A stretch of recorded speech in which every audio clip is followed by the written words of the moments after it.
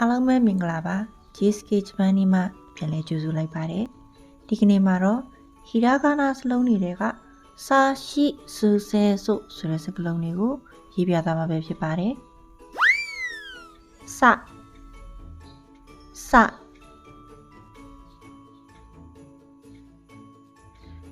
စဆွဲတဲ့ခါမှာဓမ္မဆုံးတို့တွေဆက်၄ဆက်အရင်ဆုံးအမှတ်ချပါမယ်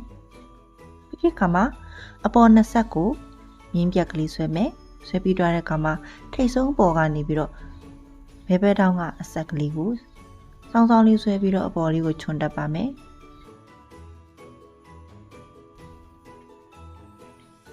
ပြီးတဲ့ခါမှာကျန်တဲ့တစ်ဆက်ကနေပြီးတော့အောက်ဘက်ကလေးကိုဝဝိတ်ကလေးဝိုက်ပါမယ်သူကဘာပုံစံနဲ့တူလဲဆိုရင်ခါကီခုကဲဟိုကဆွဲခဲ့တဲ့ခိဆိုတဲ့စကားလုံးလေးနဲ့တူပါတယ်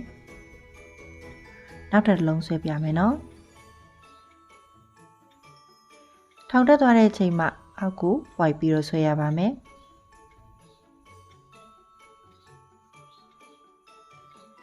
ဆွဲလိုက်တဲ့အမှတ်သားလေးကအပြင်ဘက်မှာကြာနေရမယ်နော်အပြင်ဘက်ချမ်းလေးနဲ့အောက်ဘက်ချမ်းလေးမှာဝဝိုက်ကလေးရှိနေရပါမယ်အပေါ်ကိုလည်းမတက်ရဘူးဘေးကိုလည်းမကပ်ရပါဘူးဒါဆိုရင်အသေးလေးတွေဆွဲကြည့်အောင်ပေါ့နော်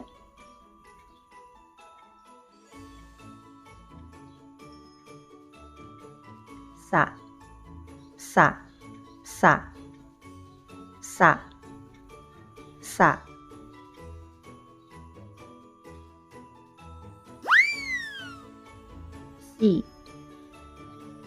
စီတစ်ချက်ကမြင်းမှတ်သားလေးနှစ်ခုကိုအရင်ဆုံးချပါမယ်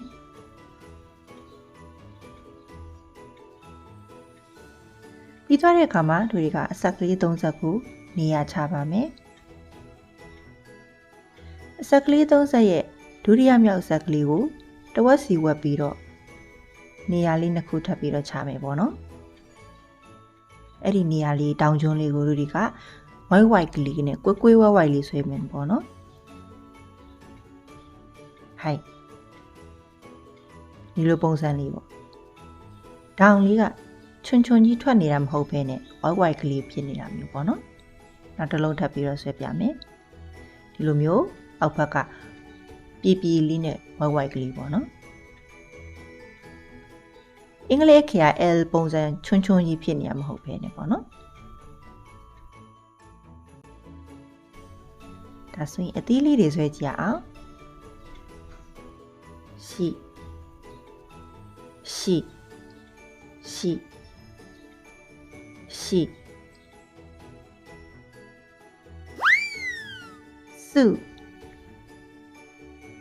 စုအရင်ဆုံးတစ်ချက်ကမြင်းမှတ်သားနှစ်ချောင်းကိုနေရာချပါမယ်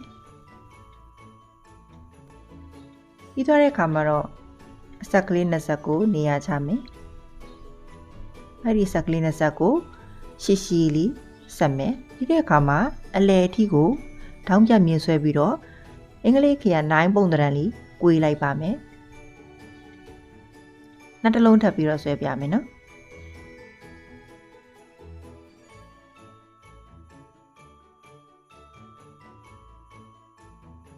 အကွေးလေးနဲ့အပေါ်ကမြင်းပြက်ကလေးကတဖြောင်နဲ့ကြာနေမယ်ပေါ့နော်ဒီလိုမျိုးလေးဆွဲလိုက်တဲ့အခါမှာတဖြောင်နဲ့ဆင်းနေမယ်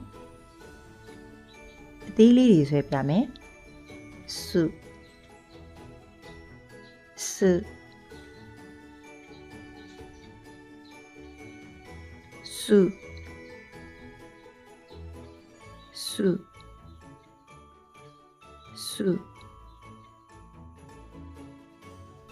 ဒီရဲ့အခါမှာစုဆိုတဲ့ကိန်းကဏ္ဍလေးက3000ကျွန်းဖြောင်းပြန်လေးနဲ့တူတယ်ပေါ့နော်3000ကျွန်းပုံသဏ္ဍာန်တရိကန်ပုံသဏ္ဍာန်ဖြောင်းပြန်လေးနဲ့တူတယ်ပေါ့နော်အဲ့ဒီလိုမျိုးဘောင်လေးထဲမှာဆွဲလိုက်မယ်ဆိုရင်လှလှလေးထွက်လာမယ်နော်ဆဲ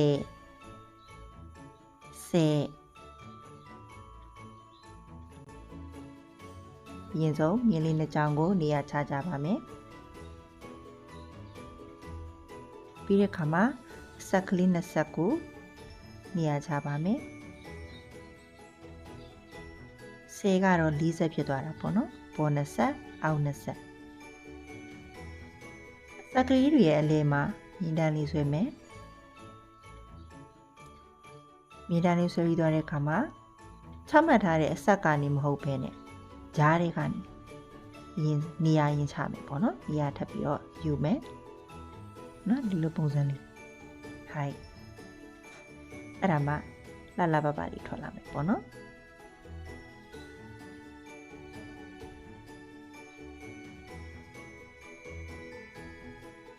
အပေါ်နှစ်ဆက်ကတရန်းနဲ့ဖြစ်နေရမယ်ပြီးရင်ဘေးနှစ်ချက်ကတရန်းနဲ့ဖြစ်နေရဒါကတစ်မျိုးပေါ့နော်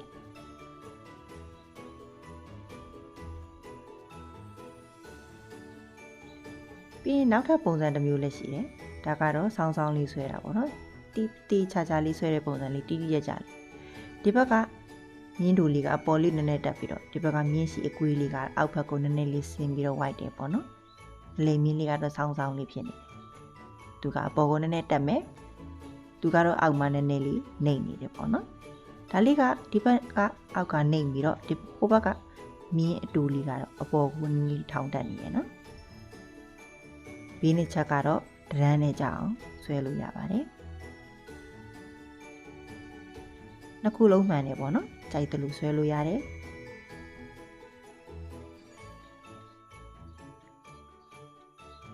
ဒါပြင်အသေးလေးတွေဆွဲပြမယ်ပေါ့နော်10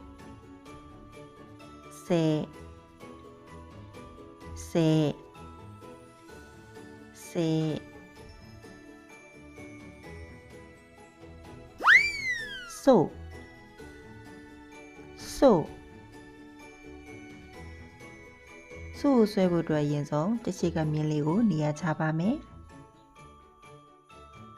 စက်ကလေး20ကိုနေရာချပါမယ်သူကတော့6ဆက်ဖြစ်သွားတယ်ပေါ့နော်အပေါ်20လေ20အောက်20ပြီးရင်သူ့ကိုလည်းတို့တွေကအပေါ်တစ်ပိုင်းမှာတဝက်ဝက်ပြီးတော့နေရာလေးထပ်ယူမယ်ပေါ့နော်နေရာယူထားတဲ့အဆက်ကလေး20ကိုဆက်ပါမယ်မြင်းတူလေးပေါ့နော်ပြီးရင်ဒုတိယတစ်ဆက်မြင်းလေကိုဝိုက်ပြီးတော့အောက်ဘက်ကိုစီပုံသဏ္ဍာန်လေးဝိုက်ပြီးတော့ဆင်းသွားပါမယ်အပေါ်မြင်းကတိုးဖြစ်ပြီးတော့အလဲမြင်းကပိုးပြီးတော့ရှည်တယ်ပေါ့နော်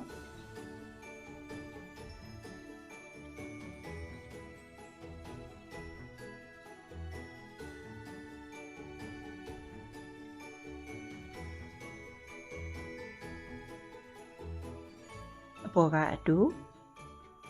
အလဲကအရှိ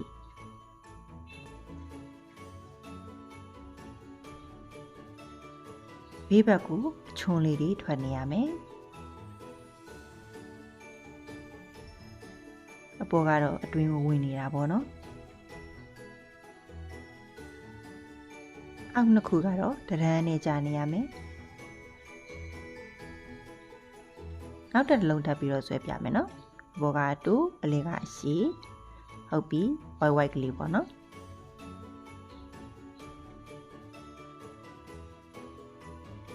နောက်ထပ်ပုံသဏ္ဍာန်တစ်ခုပေါ့နော်တစ်ချက်ကမြင်းလေးနေရာချမယ်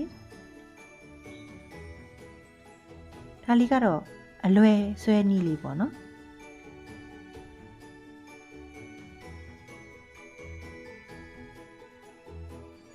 အပေါ်20အောက်20ကိုနေရာယူမယ်ဆက်မယ်ပေါ့နော်ပြီးရင်အလဲမှာမြင်းလေးနှစ်ချောင်းကိုညညာလေးချမယ်မြင်းလေးချောင်းဆွဲတယ်ပေါ့နော်မြင်းလေးချောင်းဆွဲပြီးရင်အပေါ်20ကိုဆက်မယ်ဟောဒီလိုမျိုးဒီပေါ့နော် white တယ်ဒါလေးကပို့ပြီးတော့လွယ်ကူတယ်ပေါ့နော်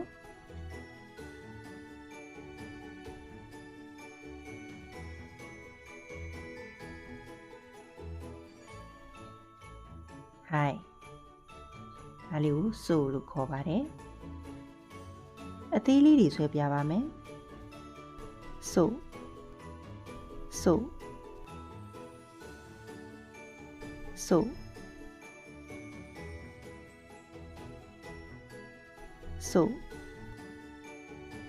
ဒါကတော့အလွယ်ဆွဲနည်းပေါ့နော်ရင်းနဲ့ချောင်းကိုအရင်ဆွဲပြီးတော့မှလေကိုဆက်ပြီးဆွဲရမယ်ပေါ့နော်ဒါမျိုးတော့မရေးနဲ့ပေါ့နော်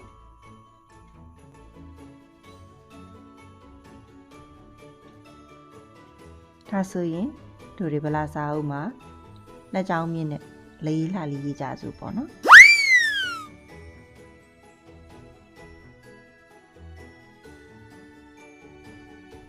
အရင်ဆုံးအလဲကောင်မှတ်မယ်အပေါ်တစ်ဝက်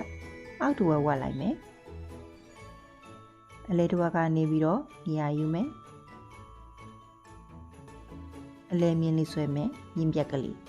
ပြီးတဲ့အခါမှာအပေါ်ကနေပြီးတော့အောက်မက်ကလေးကိုဆွဲမယ်အောက်မှာနည်းနည်းလေးနေရာချမ်းမယ်ချမ်းနေတဲ့နေရာလေးမှာအဝိုက်ကလေးကိုဝိုက်ပါမယ်အဝိုက်ကလေးကအပြင်ဘက်ကိုထွက်နေရမယ်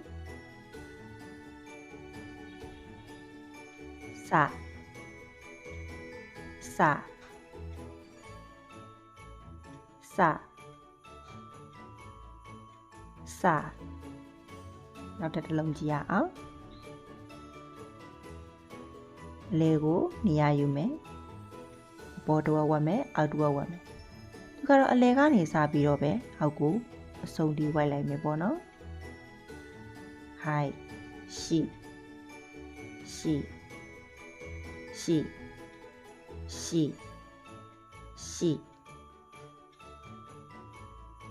နောက်တစ်လုံးဆွဲရအောင်အလဲဝတ်ဝတ်မယ်အပေါ်တစ်ဝက်ဝတ်မယ်အောက်တစ်ဝက်ဝတ်မယ်ဒီအခါမှာအလဲကနေစပြီးတော့ဆွဲပါမယ်အပေါ်ကနဲ့အောက်မြင်းနဲ့ကိုလည်းနေရာယူပြီးတော့ယူထားမယ်ပေါ့နော်အလဲမှာမြင်းရှိလီဆွဲမယ်ပြီးရင်အပေါ်နဲ့အောက်ကိုမြင်းတိုးလေးအောက်မှာကျန်တဲ့တစ်ဝက်ကိုတော့နိုင်ကနန်းလေးဆက်ဆွဲမယ်ပေါ့နော်အလဲနိုင်ကနန်းလေးဝိုက်မယ် high စုကိုခေါ်ပါတယ်စု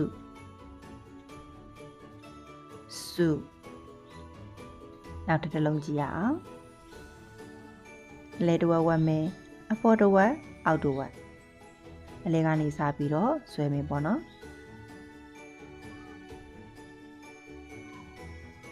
အလဲကနေမြင်းရှိဆွဲမယ်အပေါ်နဲ့အောက်ပြီးရင်ဒါလေးကတော့အောက်ဆုံးပေါ့နော်ဝိုက်မယ်ဆဲ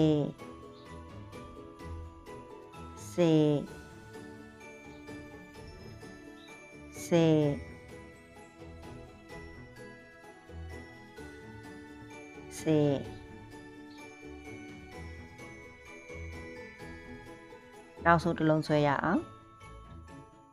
ဆိုကြအလဲကစားမယ်ပေါ့နော်သူကတော့စိတ်မဆိုင်အလဲကနေမစားဘဲနဲ့အပေါ်ကနေစားပြီးတော့ဆွဲရမယ်ပေါ်မှာမြင်းတို့လေးဆွဲမယ်ပြီးရင်အလဲမှာမြင်းရှိပေါ့နော်ဒါလေးကအကျန်းလေးပေါ့အဲ့နှစ်ခုကိုဘာလို့ရမလဲဆိုတို့တွေကဆက်ပြီးတော့ဆွဲမယ်ဝိုက်ဒီပုံစံလေးဆွဲရမယ်ပေါ့နော်အဲ့ဒါလေးကအလွယ်ဆွဲပြတာအဲ့ဒါကိုတို့တွေကတစ်ချက်တည်းရအောင်ဆွဲမယ်ဟုတ်ပြီဆို